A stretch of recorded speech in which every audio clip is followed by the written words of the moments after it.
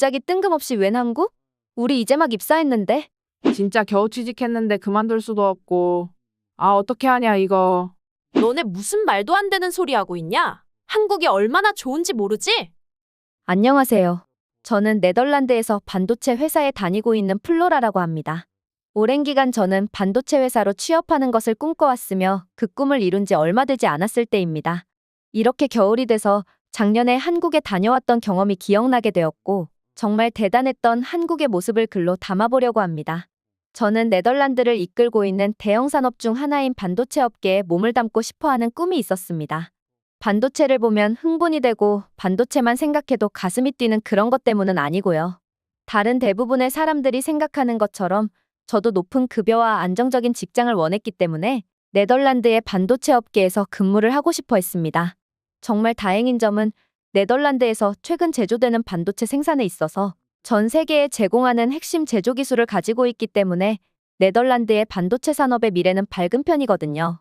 물론 한국이나 미국같이 전 세계 시장에 반도체를 판매하는 것은 아니었고 한국과 미국의 회사들을 능가할 수는 없지만 저희는 반도체 제조 강국인 여러 나라들에게 네덜란드산 설비 제품을 판매하고 있으며 지금까지 실적이 좋았고 신뢰도 많이 쌓아왔습니다. 그리고 앞으로도 그럴 것이 분명히 보이는 상황이었기 때문에 저는 반도체 업계에 몸을 담고 싶어 했어요. 당연히 그만큼의 노력도 해야 했죠. 그래서 대학원을 미국으로까지 다녀와서 석사과정까지 마쳤고요. 정말 쓸모있고 경쟁력 있는 사람이 되기 위해서 열심히 공부하고 학생으로서 할 수 있는 반도체와 관련된 여러 가지 공모전이나 제작 활동을 해왔습니다. 그렇게 열심히 취업을 준비했고요. 결국에 노력의 결실을 맺어 좋은 소식을 받아볼 수 있었고 저희 가족은 제가 합격 통지를 받은 날에 큰 기념 파티를 열기도 했어요. 그렇게 기대감에 부푼 채 첫 출근을 했습니다. 먼저 교육과정을 거쳐야 했지만 조금은 알쏭달쏭한 분위기가 풍겼다고 해야 하나요? 누군가는 들떠있는 모습이었고 누군가는 표정이 좋지 않은 그런 대비되는 분위기가 동시에 공존했기 때문이에요. 그 이유를 알게 되는 데는 오래 걸리지 않았습니다. 제가 축하 합격 문자를 받았던 그때쯤에서 이 회사에서도 대단한 결정 하나가 내려졌던 것인데요. 그동안 한국에 공장을 설립하겠다는 소문이 돌고는 했다고 했어요. 그러면서도 한편으로는 설마 한국에까지 가서 공장을 짓겠냐는 의견이 대부분 사람들의 생각이었대요. 그래서 그냥 지나치는 소문에 불과할 것이라는 예상이 대부분이었지만 그 예상을 깨고 한국에 공장을 짓겠다고 결정이 난 것이죠. 사실 공장을 짓는 것은 쉬운 일이 아니고 대규모 인력이 필요한 일입니다. 투자 비용도 엄청나고 인력 투자도 엄청난 일이죠. 그리고 저는 이제 막 입사해서 교육을 받는 단계였지만 이런 대규모 프로젝트에 한 명이라도 아쉬운 상황에서 당연히 한국으로 끌려갈 게 분명한 상황이었어요. 저희를 교육해주는 담당 직원도 그런 이야기를 꺼내기도 했고요. 저는 미국에서 유학 생활을 하기도 했고 다른 나라에 간 뒤 그곳에서 지내는 것에 부담을 느끼는 편은 아니었지만 그래도 한국이라는 나라는 매우 먼 곳이기 때문에 쉽지는 않겠다는 생각을 가지고 있었죠. 그리고 저를 포함한 몇몇 신입사원들에게는 프로젝트에 참여할지 말지를 선택할 수 있는 선택지가 주어지기는 했는데요. 이번 대형 프로젝트에서 신입 직원이 빠진다는 것은 말이 안 되는 것이기 때문에 당연히 한국에 간다고 선택했습니다. 지금 참여하지 않는다면 제가 앞으로 이 회사에서 생활을 잘할 수 있었을까요? 답은 정해져 있잖아요. 때문에 제 동기들은 한국으로 장기간 출장 가는 것을 가겠다고 하는 눈치였습니다. 입사한 지 얼마 되지 않아서 바로 타국 출장이라니 분명히 싫었던 사람도 있었을 거예요. 하지만 자이든 타이든 한국으로 가는 사람들은 굉장히 많았습니다. 오죽하면 전세 비행기를 빌려서 한국으로 향했죠. 멀리 경유하지 않고 한국으로 한 번에 갈 수 있는 전세 비행기 말이에요. 아주 많은 인력들이 비행기에 탑승했고 그렇게 저희 비행기는 한 번에 한국으로 향했습니다. 그리고 비행기 안에서 저희들은 한국에서 묵게 될 숙소에 대해서 배정을 받기 시작했는데요. 여기서 눈에 띄게 갈리는 모습을 봤습니다. 노예제도는 진작에 없어졌고 계급제 역시도 아주 오래전에 없어진 것이고 그렇게 믿고 왔지만 제가 취업한 이 회사에서 그걸 느낄 수 있었는데요. 요즘 시대에도 계급이라는 게 사실은 존재하는 것이구나 느끼게 되었습니다. 저희는 한국에 대규모 인력을 꾸려서 장기간 파견을 가기 때문에 당연히 장기간 머무를 숙소가 필요한데 모두가 호텔에서 머물 수는 없다고 하더군요. 공장 부지가 서울과 멀리 떨어진 곳이고 수많은 인원들을 호텔에 배정할 수 없다며 약 20%의 인력은 호텔에 나머지 80%의 인력은 한국의 아파트라는 곳에 머물러야 한다고 했어요. 그러면서 한국의 아파트는 방 3개에 화장실이 2개인 경우가 대부분이라서 다소 불편하겠지만 직원들의 이해를 바란다는 말과 함께 방 배정이 시작되었습니다. 비행기 안에서 낭비되는 시간을 버리느니 이런 식으로 생산적인 일을 한다고 하니 시간도 잘 가고 즐거울 분위기가 펼쳐질 것이라고 생각했지만 여기는 고등학교 수학여행을 가는 비행기가 아니죠. 회사라는 큰 조직이 탑승해 있는 비행기였습니다. 누구나 탐내하는 호텔 자리는 높은 직급의 직원들부터 서서히 채워져 나가기 시작했습니다. 앞자리 비즈니스석에 탑승해 있는 팀장급 이상의 직원들에게 먼저 선택권이 주어진 것이죠. 그리고 뒤편에 있는 평사원들과 특히 신입사원 동기들인 저희들은 호텔이냐 아파트냐 고민할 필요도 없이 그냥 무조건 아파트였습니다. 애초에 호텔을 고르겠다고 생각했던 게 그러면서 나에게 기회가 오지 않을까 생각했던 것이 큰 착오 아니었을까요? 그렇게 대부분의 직원들은 한국의 아파트에서 몇 개월간 생활할 예정이었습니다. 한국의 큰 회사에서 기숙사로 사용하고 있는 아파트들을 대규모로 빌려주기도 했고 이해관계가 얽혀있는 한국의 많은 회사들에서 좋은 숙소를 제공해주기 위해 노력해 주었다며 한국에 계신 그분들께 박수를 쳐주기도 했어요. 이미 제 동기들은 표정이 좋지 않았습니다. 세상에 아파트라니, 그것도 네덜란드보다 훨씬 못 사는 한국이라는 나라에서 아파트라니. 딱 그렇게 말하는 듯한 표정이었습니다. 사실 아파트라는 게 단독주택에 살지 못해서 어쩔 수 없이 거주해야 하는 그런 분위기가 나는 곳이잖아요. 하지만 그곳에 몇 년간 살 것도 아니고 겨우 몇 달 살 예정인데 너무 슬퍼하지 말자며 저희는 서로 위로를 해주기도 했어요.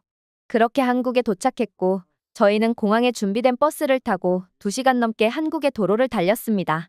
교통량이 많아서 버스가 신나게 달릴 수는 없었지만 그래도 2시간이라는 시간면 네덜란드 수도 암스테르담에서 가장 먼 구석도시까지 갈 수 있는 거리이기는 해서 많은 사람들이 이렇게나 오래 버스를 타본 경험이 없을 거예요.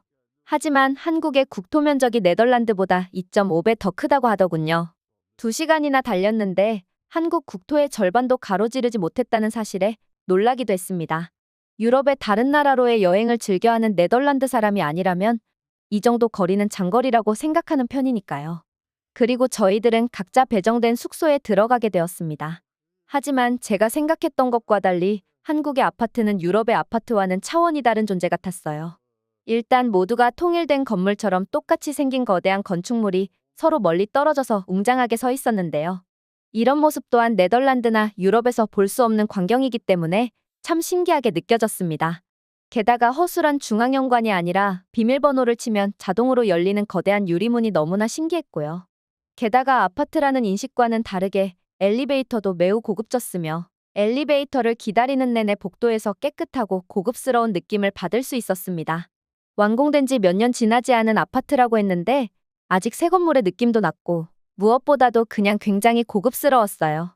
요즘 한국에서 인기 있는 타워형 아파트라고 해서 세대 간 분리도 철저했고 말만 아파트지 완전히 내 전용집 같았어요. 그리고 저희의 실망감은 서서히 기대감으로 바뀌기 시작했습니다. 저는 동기 3명과 같은 방을 쓰게 되었는데요. 3명이서 껴안고 자야 하나 굉장히 우려를 했지만 저희에게 닥친 현실은 그렇지 않았죠. 철문으로 된 매우 튼튼한 현관을 열면 넓은 거실이 보였으며 방은 3개로 이루어져 있었습니다. 3개의 방 중 1개의 방에는 화장실이 딸려 있어서 가장 좋은 방이었고 방 사이즈도 가장 넓었습니다. 다만 나머지 2개의 방은 화장실이 딸려 있지 않고 거실과 붙어있는 공용 화장실을 이용해야 했습니다. 게다가 방도 더 작았어요. 물론 아늑한 느낌의 분위기를 풍기기는 했지만 저희 셋은 가장 넓은 방을 누가 차지할 것인지 결정해야 했고 정당한 방식을 택했습니다. 2개의 긴 종이와 짧은 종이 하나를 만들고 한 명이 3장의 종이를 한 손에 쥐고 있었죠. 한 명씩 그 종이를 뽑았고 짧은 종이가 넓은 방을 가져가는 방식이었습니다. 안타깝게도 저는 작은 방을 써야 했습니다. 너무나 아쉬웠지만 저는 실망하지 않고 오히려 놀라는 점이 많았는데요. 바로 옆방에서 전화통화를 하거나 대화를 해도 제가 방문만 닫고 있으면 그 소리가 들리지 않았다고 표현해도 될 것 같았어요. 방음이 너무나 잘 되었거든요. 한국의 아파트는 두꺼운 철근과 콘크리트로 만들어졌거든요. 나무로 공간을 나누는 유럽의 아파트와는 격이 다른 자재들이죠. 게다가 두꺼운 벽은 외부와의 공기를 철저하게 차단해서 얼마나 보온이 잘 되던지 말이에요. 저희가 도착한 겨울에는 난방만 시켜놓으면 정말 한없이 따뜻했고 여름에는 에어컨만 틀어놓으면 얼마나 시원한지. 게다가 아주 빠른 시간 내 집안 전체를 시원하게 만들 수 있다는 것은 너무나 신기한 경험이었어요. 그리고 사람들 사이에서는 슬슬 호텔과 아파트에 대해서 서로의 숙소에 대해서 이야기를 하고 장단점이 뭐가 있는지에 대한 이야기들이 나오기 시작했죠. 솔직히 말하자면 호텔방에서 지극히 개인적인 공간이 확보되어 있다는 것은 분명히 장점이 되기는 했습니다. 하지만 한국의 아파트가 장점이 더 많았다는 게 대부분 사람들의 공통된 의견이었습니다. 우선 냉방이나 난방 시에 쾌적한 온도를 유지할 수 있는 것은 아파트가 분명히 더 잘 해내고 있었고요. 택배를 받을 때도 집 앞까지 택배 상자가 놓여 있는데 한국의 아파트는 외부에 노출되지 않고 잘 숨어져 있기 때문에 도둑 맞을 걱정 따위가 들지도 않았고요. 물론 한국에서는 택배 도둑이 없다는 이야기를 듣기는 했지만 그래도 내 현관이 숨겨져 있다는 그 심리적인 안정감은 충분히 있었어요. 그리고 호텔과 아파트에 사는 사람들은 분명하게 나뉘는 특징이 있었는데요. 장기 출장을 온 모든 사람들은 한국에 놀러 온 것이 아니었습니다. 한국이라는 먼 타지에서 저희들은 일을 해야 했고 때문에 혼자 지내는 시간은 외로울 수밖에 없었어요. 그래도 정말 많은 사람들이 초반에는 독립된 개인 공간이 주어진 것에 대해서 큰 장점이라며 호텔을 숙소로 사용하는 사람들이 부러움의 대상이었지만 시간이 흐르면 흐를수록 서서히 아파트 쪽에 살고 있는 사람들에게 부러움을 느끼기 시작했습니다. 아파트 사람들에게서는 사람 사는 냄새가 났다고 해야 할까요? 쉽게 말해 먼 타지에서 일하면서 동료들과 회사 동료 이상의 사이로 친해지는 모습들이 보였고 서로를 의지하며 한국 생활을 적응하고 있었기 때문이죠. 심지어 한국에서 맞이하는 휴일에 아파트에 사는 사람들은 몇 명씩 그룹을 이루어서 서울로 놀러 간다던가 멀리 가는 사람들은 한국의 워터파크에 간다던가 그리고 한국에서 연애를 시작한 사람들은 놀이공원에 놀러 간다 하던가 하는 모습들이 보이기 시작했고요. 이렇게 주말에 외롭게 혼자 보내는 게 아니라 마음 맞는 동료들끼리 서울 시내를 돌아다니거나 관광지를 다닐 때마다 저희는 일하러 왔다는 사실을 잠시 잊고 여행을 다니는 기분을 느끼면서 다녔습니다. 그러나 호텔 사람들은 처음부터 쭉 혼자 생활하는 고독한 모습이 보였습니다. 호텔의 좋은 서비스는 분명히 편리했지만 결국 사람이라는 동물은 교류와 소통을 하면서 지내야 하는 동물이잖아요. 그들은 점점 외로워졌고 결국 아파트 사람들과 숙소를 바꾸자고 나서는 사람들도 생기기 시작했습니다. 호텔에 거주하던 사람들이 한국에 온 초반부에 아파트 사람들과 숙소를 바꾸자고 제안을 했다면 그 제안을 받아들여서 아파트 숙소를 포기하고 호텔 숙소로 들어가는 사람들도 생겼을 거예요. 하지만 아파트에서 호텔로 가려고 하는 사람은 극히 소수였습니다. 그리고 아파트 숙소에 거주하는 사람들은 이곳에 지내면 지낼수록 더 만족스러워했는데요. 처음에 아파트 숙소에 배정되면서 받았던 첫인상 그대로 매우 견고하다는 느낌을 받았고 정말 아늑한 공간이라는 생각이 계속해서 들었기 때문이에요. 심지어 걸어 다닐 때 바닥에 나무들이 서로 짓눌리면서 찌그덕거리는 유럽의 공동주택과 달리 이 아파트는 유럽에서 잘 지어놓은 튼튼한 집처럼 믿음직한 느낌을 주었습니다. 사람들은 유럽의 아파트도 이렇게 견고하고 튼튼하게 짓는다면 사람들의 인식이 조금 바뀌지 않을까라는 이야기도 종종 하고는 했어요. 하지만 한국에서는 아파트가 보통의 주거 형태이고 많은 사람들이 좋은 아파트로 입주하는 것을 꿈꾼다고 했어요. 물론 한국의 아파트가 부의 상징이나 모든 것이 편리한 복합주거 형태로 진화하고 있기 때문에 유럽과는 굉장히 다른 양상으로 흐르고 있었죠. 때문에 유럽에서 한국식 아파트를 도입하는 것은 불가능하겠지만요. 이렇듯 한국의 아파트는 네덜란드 사람들 사이에서 굉장히 좋은 주거 형태로 인식되기 시작했습니다.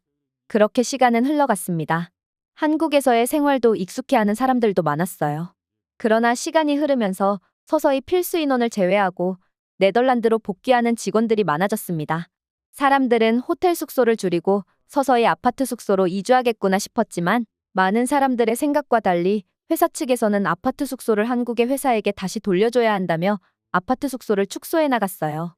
그러면서 호텔 숙소 개수를 늘려나가기 시작했고요. 저도 차례가 되어서 호텔로 들어가서 생활하게 되었습니다.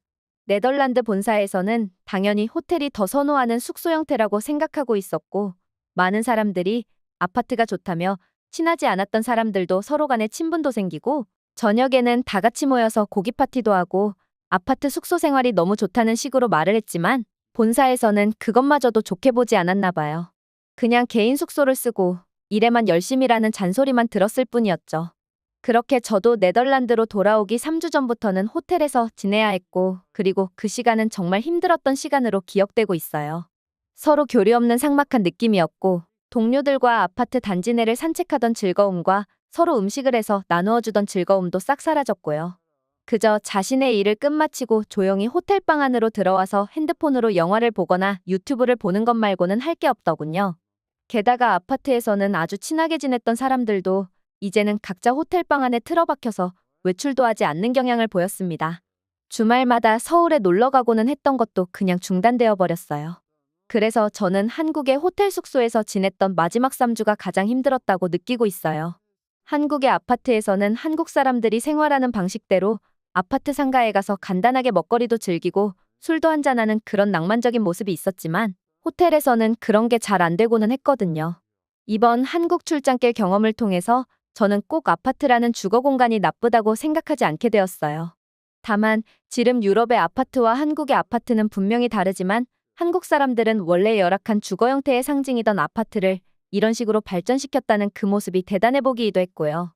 이런 경험을 바탕으로 저는 네덜란드 안에서의 일반적인 생각이 다른 곳에서는 전혀 일반적이지 않을 수 있다는 것을 깨닫는 좋은 경험이었습니다. 이렇게 날이 추워지는 겨울, 한국의 따뜻한 방바닥이 생각나서 쓰기 시작했던 길인데 장황하게 되어버렸네요. 제 글 읽어주셔서 감사합니다.